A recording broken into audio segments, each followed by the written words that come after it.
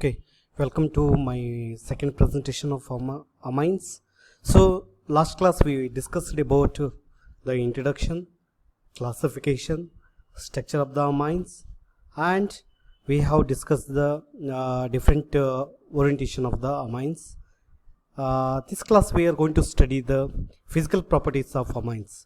So we know that amines can exist in the three state, that is with gases, solid and liquid state. So coming to the gaseous state, the methylamine and the ethylamine are gases at the room temperature and have the ammonia like odor. Okay, so odor like be ammonia. So most of the amines are liquids and many of have the odor resembles that raw fish. Okay, so sometimes it is called as fishy smell. Okay, particularly diamine have the strong unpleasant odor. Okay, so these secondary amines are very unpleasant.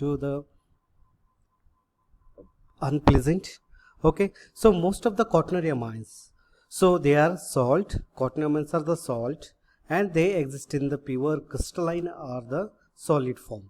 So when it is coming to the aromatic amines, so generally they are very toxic. They exist in the form of the liquid as well as the solid, depends upon the nature of the substituent to the amines.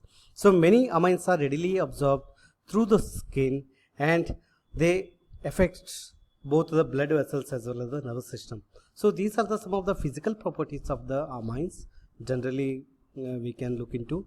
So coming to the boiling point of the amines, so we know that these amines are have the moderately high boiling point. It lies between the alkane and the alcohols.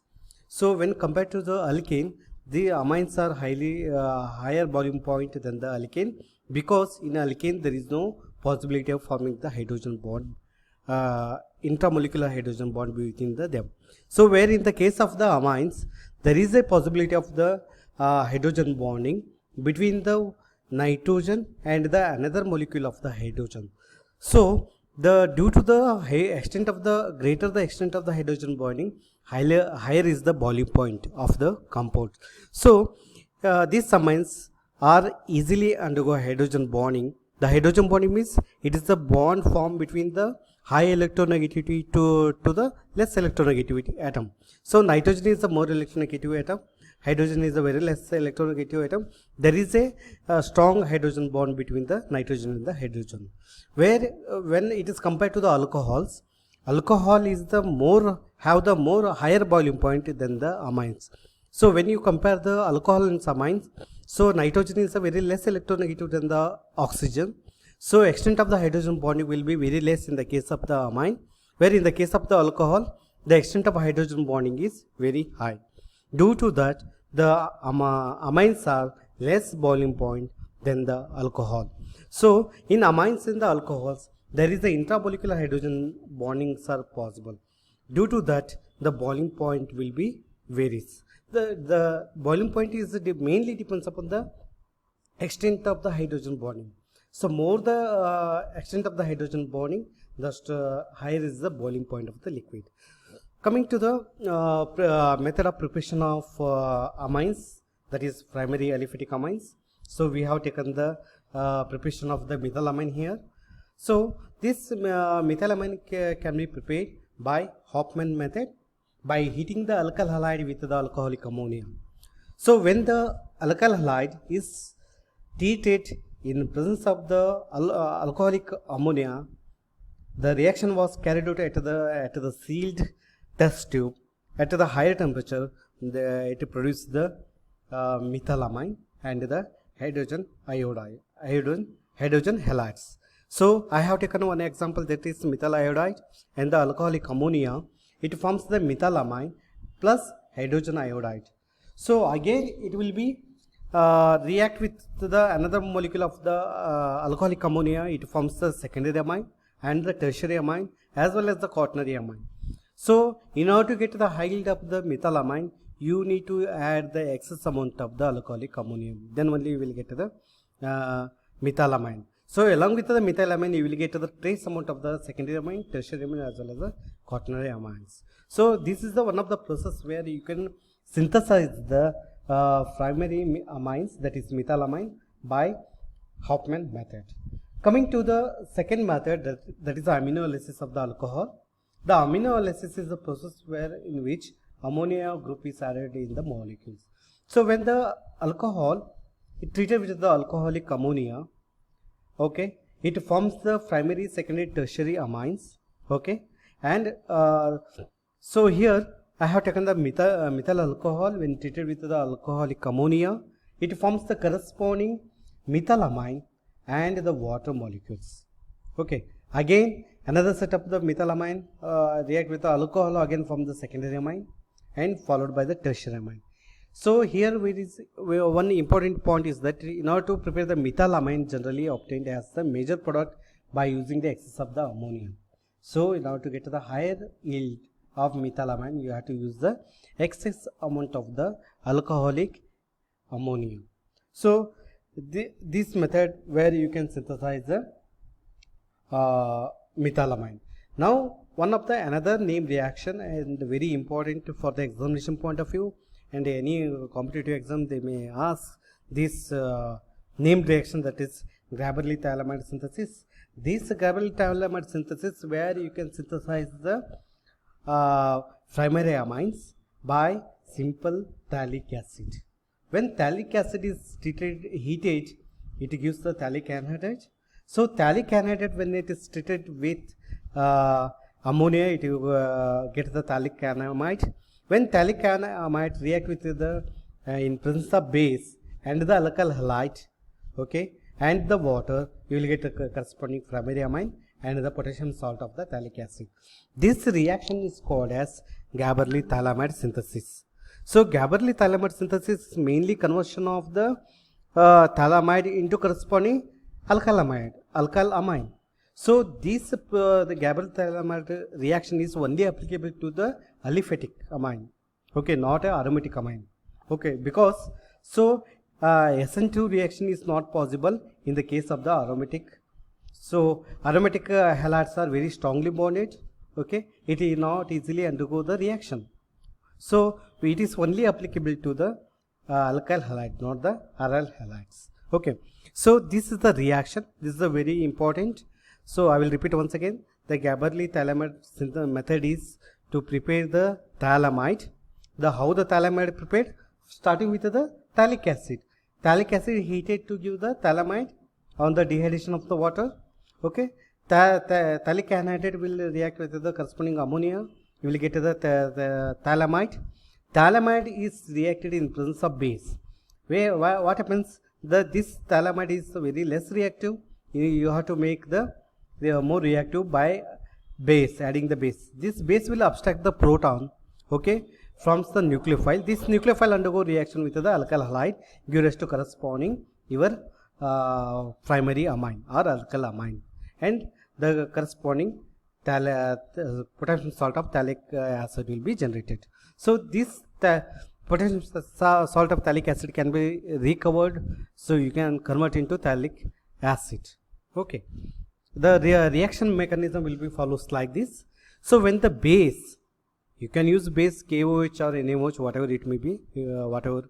So base will abstract the proton from the thialamide, okay, it forms the potassium salt of thialamide, okay, OH abstract from the liberation of the water molecule, and this K will added here forms the potassium salt of thialamide. This potassium salt of thialamide acts as a nucleophile. This will be react with the alkyl halide, give rise to corresponding N-alkyl. This is the N-alkyl thialamide.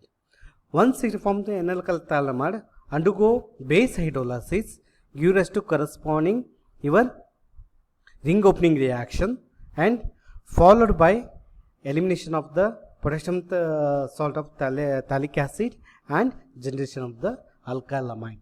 So this is a very important mechanism where you can understand the stepwise reaction of the your thialamide into formation of primary amines. Okay, so these three important method where you can synthesize the primary amines.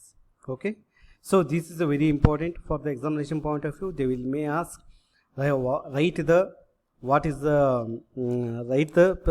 preparation of the methylamine by different method, or you can they may ask, write the 3 reactions where you can prepare the primary amines. So this will be asked in the many examination. Okay, so first is Hofmann method, second method is aminolysis, third method is Gaverly thalamus method. Okay, so now coming to the distinguished test between the primary, secondary, tertiary amines by nitrous acid.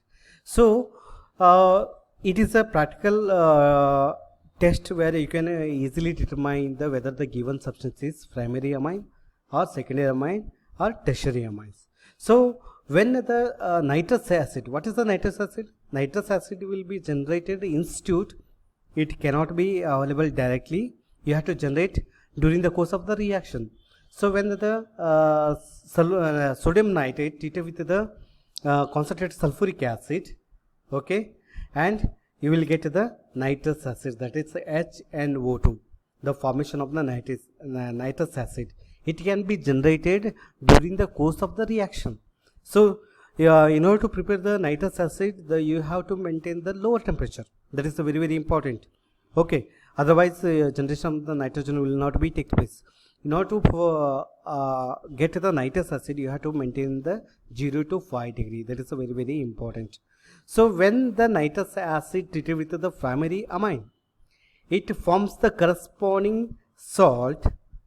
Okay, so for generation of corresponding salt, again when it's undergo reaction with the water, it formation of the methanol and evolved of nitrogen. So there is a formation of the nitrogen bubble in the reaction mixture. You can easily identify the bubbles that escape from the aqueous layer to gaseous phase, okay, out of the environment. That time you will get the bubbles. If there is a formation of the bubbles, then we should confirm that the given substance is primary amine. When primary amine is reacted with the nitrous acid, it formation of the nitrogen gas, it indicates the presence of primary amine. Okay, the secondary amine can be identified by the same reaction. When the secondary amine is treated with the nitrous acid, it forms the pale yellow oily product. Okay, pale yellow oily product, that is the nitrosamine.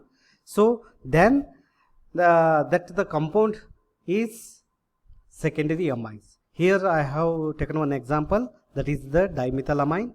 When dimethylamine undergo reaction with the nitrous acid at the 0 temperature, 0 to 5 degree. So during the addition of the nitrous acid, amine to the nitrous acid, the temperature should not be raised to above 5 degree. If it is rise, the reaction, you want to get the proper reaction, that is formation of N,N-dimethyl nitrosamide. So this nitrosamide is pale yellow oily solid. So if it is the formation of the oily pale yellow compound, that indicates the given substance is secondary amine. The test for the tertiary amine, when the tertiary amine react with the nitrous acid, it forms the corresponding quaternary amine, okay, so nitrite salt. So these nitrate salts are easily soluble in the water. So if the tertiary amine react with the nitrous acid, if you get to the clear solution, then that compound is tertiary amine. Okay, if your observation is clear solution, then the given compound is tertiary amine. So these are the 3 methods where you can identify the primary amine, secondary amine, tertiary amine by the nitrous acid test. So in the first primary amine, so it forms the liberation of the nitrogen gas. Secondary amine, it forms the pale yellow oily liquid compound. So tertiary amine, you will get the clear solution. This indicates the presence of primary, secondary, tertiary amine by nitrous acid test. Next class we are going to study the synthesis of the amines. Thank you.